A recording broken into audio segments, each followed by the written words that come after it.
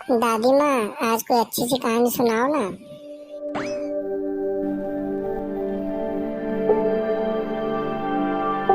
अच्छी सी कहानी सुनाओ ना। हाँ दादी माँ, प्लीज सुनाओ ना अच्छी सी कहानी। दादी माँ, अच्छी सी कहानी सुनाना, पर डरावनी मत सुनाना, मुझे बहुत डर लगता है। ठीक है मेरे बच्चों, पर बताओ तुम्हें क्या सुनना है, कौन सी कहानी सुनाऊं? तो बच्चों, मैं तुम्हें जंगल की कहानी सुनाती हूँ। हाँ दादी, जंगल की कहानी सुना दो, ठीक है। एक बार की बात है, जब जंगल के राजा बाघ को भूख लगी तो उसने लोमड़ी को कहा कि जाओ और मेरे लिए कुछ खाने के लिए लाओ। फिर दादी, फिर क्या हुआ? फिर लोमड़ी जंगल में इधर उधर भटकती रही और उस राजा के लिए उसको खाने के लिए कुछ नहीं मिला। अच्छा, फिर दादी, फिर क्या हुआ? जब लोमड़ी ने राजा को बताया कि महाराज, मैं आपके लिए कुछ व्यवस्था नहीं कर पाई खाने की, तो ये बात सुनते ही राजा को बहुत गुस्सा आया और उसने उस लोमड़ी को मार दिया। अच्छा दादी, फिर क्या हुआ? और सारे जानवर फिर बहुत डर जाते हैं। दादी, फिर क्या हुआ? फिर जंगल का राजा सभी जानवरों को चेतावनी देता है कि अगर मेरी कोई बात नहीं मानेगा तो उन सब के साथ यही हश्र होगा। अच्छा दादी, जंगल का राजा इतना क्रूर था? हाँ बेटा, वो अपने से कम ताकतवर लोगों को डरा कर रखता था। फिर वो बाघ जंगल में घूमने चला गया। फिर उसने देखा कि उसके सामने एक सुअर घूम रहा था, तो उसने उसे एक ही झपट्टे में मार दिया और वो उसे खाने लगा। तो दादी, जंगल में तो इतने सारे जानवर होते हैं, चाहते तो उस बाघ को मार सकते थे ना? हाँ बेटा, मार तो सकते थे, लेकिन बाघ बहुत ताकतवर होता है, वो किसी को जीतने नहीं देता। तो चुप कर यार, मजा आ रहा है कहानी सुनने में। दादी तुम बताओ ना, फिर क्या हुआ आगे?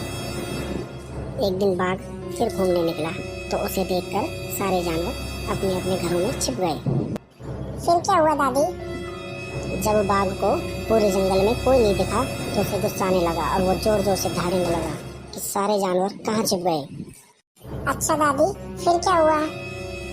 तब उस बाघ को एक हिरन का बच्चा दिखता है। हिरन के बच्चे को देखकर बाघ बोला, अरे वाह, ये तो हिरन का बच्चा है, इसके मांस में तो बहुत खून होगा, इसे खाने में तो बड़ा मजा आएगा। फिर क्या हुआ दादी? फिर वो बाघ हिरन के बच्चे को मार देता है और उसे मारकर खाने लगता है। बाघ के डर से जंगल के सभी जानवर उस जंगल को छोड़कर जाने लगे। तभी वहाँ एक शेर आता है और जंगल को देखकर बोलता है कि ये कैसा जंगल है कि यहाँ पर एक भी जानवर नहीं है।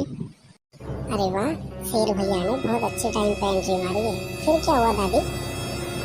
फिर जैसे ही वो शेर आगे बढ़ता है तो वह एक गड्ढे में गिर जाता है। तो वह शेर मदद के लिए इधर उधर चिल्लाता है कि बचाओ बचाओ बचाओ। फिर दादी, फिर क्या हुआ? फिर वहाँ पर जंगल का राजा बाघ पहुँचता है तो शेर उसे देखकर कहने लगा कि भैया, मेरी मदद कर दो, मुझे इस गड्ढे से बाहर निकाल दो। तो बाघ कहता है, मैं इस जंगल का राजा हूँ, मैं तुम जैसे आलतू फालतू जानवरों पर अपना वक्त बर्बाद नहीं करता। फिर यह कहकर बाघ वहाँ से चला जाता है।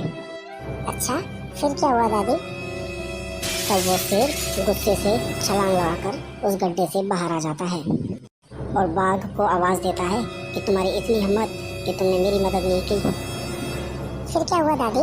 फिर बाघ ने शेर को भी मार डाला? नहीं बेटा, फिर बाघ कहता है कि तुम जैसे फालतू जानवरों की मदद करके मुझे क्या फायदा होगा। फिर शेर को और गुस्सा आने लगा और बाघ में और शेर में दोनों में बहुत भयंकर लड़ाई हो गई। अच्छा, फिर क्या हुआ दादी? शेर बाघ से ज्यादा ताकतवर होता है, इसलिए उस शेर ने बाघ को बीच में से फाड़ दिया और उसे मार दिया। फिर दादी, बाकी जानवरों को क्या हुआ? फिर जंगल के सभी जानवरों को पता चला कि वहाँ का क्रूर शासक बाघ मारा जा चुका है, तो सारे जानवर अपने जंगल में लौट लौट कर वापस आ गए। और इसी के साथ कहानी समाप्त होती है। धन्यवाद।